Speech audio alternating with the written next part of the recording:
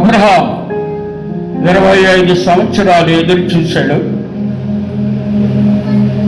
ఇస్సాకు పుట్టాడు. నీవు ప్రేమించిన ఒక్క కుమారుడైన ఇస్సాకును నాకు బలివు అని ఆ దర్శనాన్ని చూపెట్టాడు.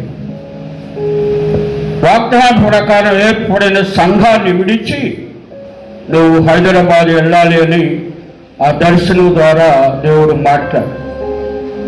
అప్పుడు బళ్ళారు విడవలసి వచ్చింది. హైదరాబాద్ వెళ్ళడం జరిగింది. దేవుడు సంకల్పించింది హైదరాబాద్లో కూడా నడవచ్చు. అందుకు దేవునికి వేలాది కృతజ్ఞతాస్తుతులు చెల్లిస్తున్నా. చెప్పలేనని కృతజ్ఞతాస్తుతులు ప్రభుకి చెల్లిస్తున్నా. హల్లెలూయా, హల్లెలూయా, హల్లెలూయా.